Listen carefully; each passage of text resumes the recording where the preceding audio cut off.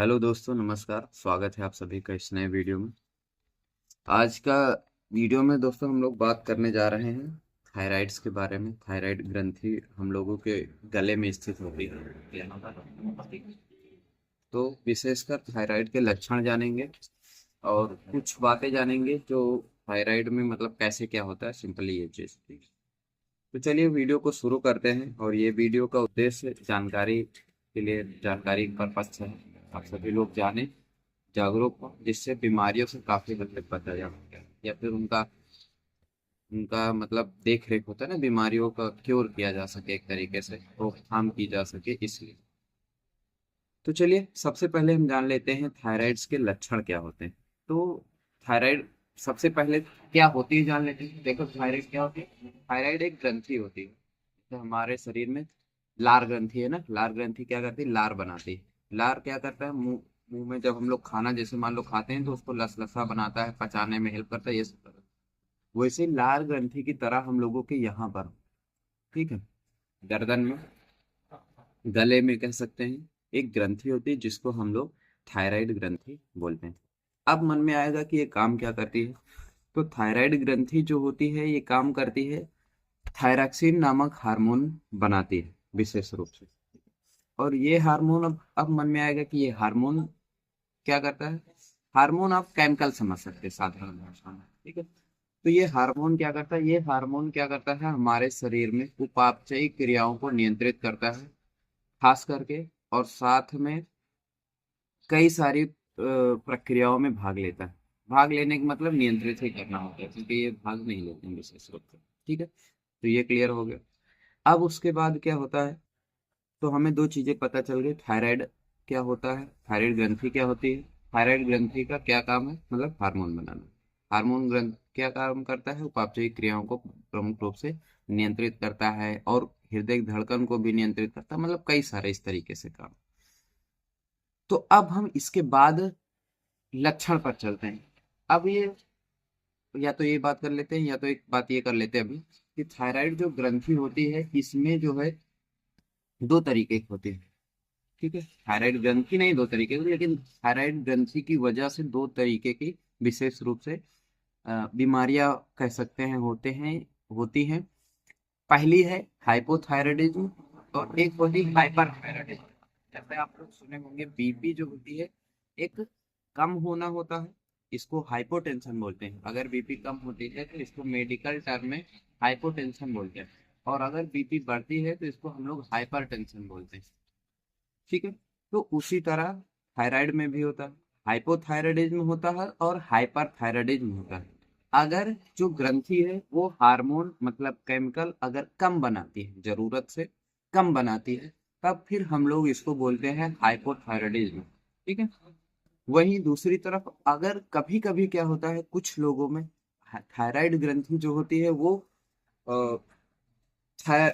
Hormones ज्यादा बनाती है, तब हम इसको हाइपर बोलते हैं। बोलते नहीं, गुस्सा में, गुस्सा कोई होता है तो उसको लोग, हम लोग क्या बोलते हैं, ज्यादा हाइपर ना हो। तो वही चीज यहाँ पर है कि ज्यादा अगर बनाएगी तो हम लोग उसको हाइपर थायराइडिज्म बोलते हैं। तो क्लियर है, दो तरीके का हो गया। अब हम इनके लक्षणों की बात करते हैं, ठीक है। लक्षणों की अगर हम बात करें तो इसमें जिसको थायराइड्स की प्रॉब्लम होती है उसका वजन कई बार घटता है और कुछ कंडीशन में वजन बढ़ता है। पहला लक्षण हो गया वजन का घटना या फिर बढ़ना। उसके बाद महिलाओं में क्या देखने को मिलता है, मासिक धर्म जो होते हैं, पीरियड्स जो आते हैं, वो उसका क्रम जो है तो गड़बड़ा जाता है, मतलब लेट लपेट या पहले या कई बार, है ना, तो इम्बैलेंस हो जाता है ये चीज। उसके साथ साथ हृदय की धड़कनें जो होती हैं, क्योंकि हमने बताया कि थायराइड हार्मोन हृदय पर भी काम करते हैं, उनकी धड़कनों को भी नियंत्रित करने का कार्य करता है। तो हृदय की धड़कन भी कई बार बढ़ जाती है, या ज्यादा हृदय की धड़कन होना भी एक लक्षण होता है।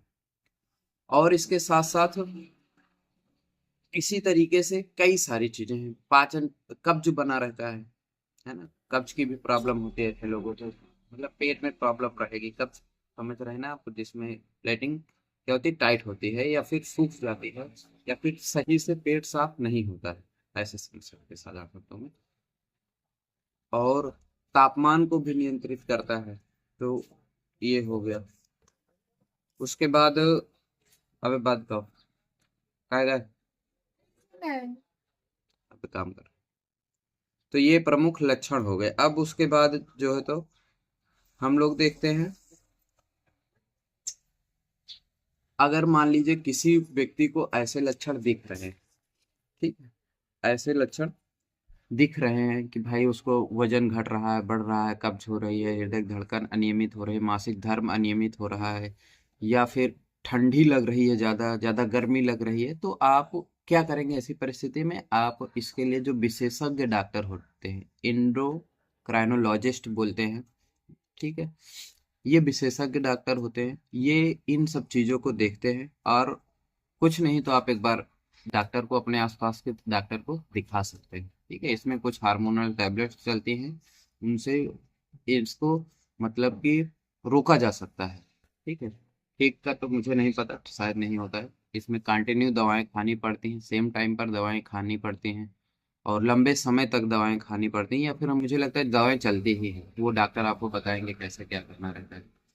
जिसका जैसे दिक्कत रहता है वो भी होता है, उतना नहीं है, लेकिन डॉक्टर को दिखाना जरूरी होता है, ठीक है। अब तो हम ये जान चुके हैं कि थायराइड ग्रंथि क्या होती है। थायराइड ग्रंथि जो हार्मोन निकलते हैं उसके क्या कार्य होते हैं, लक्षण देखे हमने देखा कि दिखाना किसको। अब इसमें ये जान लेते हैं कि इसमें काफी कुछ जो होता है, काफी कुछ होता है खान पान। अब ये होता क्यों है, ये चीज जान लेते हैं। मतलब ये होता है प्रमुख रूप से आयोडीन की कमी से, ये होता है प्रमुख रूप से संतुलित पोषक आहार न लेने से, ठीक है। ये जिंक की कमी से, सेलेनियम की कमी से, आयोडीन की कमी से हो सकता है। और कई बार ऑटो इम्यून भी हो जाता है, मतलब आप संतुलित आहार ले भी रहे हैं तो भी हो जाता है, ठीक है। इसको ऑटो इम्यून बोलते हैं।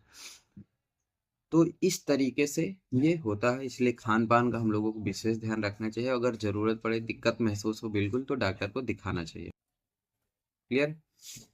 अब उसके बाद एक दो चीजें और जान लेते हैं। इसमें एक चीज का विशेष रूप से परहेज रहता है, तुलसी फेरी वर्ग की जो सब्जियां होती हैं। मतलब शायद आप तुलसी फेरी से ना समझ पाए, लेकिन आप ये जानिए कि जो जैसे गोभी होती है, पत्ता गोभी, गोभी, ब्रोंकली, ये सब चीजों का इनमें परहेज रहता है। और परहेज क्यों होता है? क्योंकि क्योंकि ये सब चीजें जब हम खाते हैं तो ये इसमें कुछ ऐसे तत्व होते हैं, या फिर मिनरल्स होते हैं, आप कुछ भी समझ सकते हैं, जो आयोडीन को अवशोषित करने में जो बाधा बनते हैं, ऐसे से। मतलब अगर हम आयोडीन खाते भी हैं तो वो हमारे शरीर में अवशोषित नहीं होती है, एब्जॉर्ब नहीं होती है। तो इसलिए इसमें इन चीजों का परहेज बताया जाता है, ठीक है। बाकी जैसे जो दिक्कत रहती है, जिसकी डॉक्टर अपने हिसाब से देखते हैं और करते हैं। ये सारी चीजें, अगर किसी को भी ऐसे लक्षण दिखे तो एक बार टेस्ट जरूर कराएं, क्योंकि बहुत दिक्कत होती है। आपको थायराइड से घबराहट होने लगती है, धड़कनें बताओ अचानक बढ़ेंगी, अचानक ठंडी लगेगी, अचानक भूख भी कम लगना शुरू हो जाती है, पेट नहीं सही रहता, तो कई सारी दिक्कतें होती हैं। तो फिर आदमी परेशान हो जाता है कि यार मुझे क्या होगा। कई बार, ये बहुत बार होता है, वो लोग इलाज जांच नहीं करवाते हैं, इलाज नहीं करवाते हैं, या फिर दवा इधर उधर के लेकर के खाते रहते हैं, तो दिक्कतें बढ़ती जाती है ना। तो इसलिए अपना ध्यान दें। आज का ये वीडियो था, मुझे लगा थोड़ा सा ध्यान में आया तो मैंने कहा बनाते हैं, थोड़ा जानकारी मिलेगी, जागरूकता बढ़ेगी, और लोग थोड़ा सा जानकार होंगे तो इन सब चीज़ों से बचने में उन्हें मदद मिलेगी। तो थैंक यू दोस्तों, इस नए वीडियो में आप सभी का देखने के लिए। मिलते हैं फिर किसी नए वीडियो में।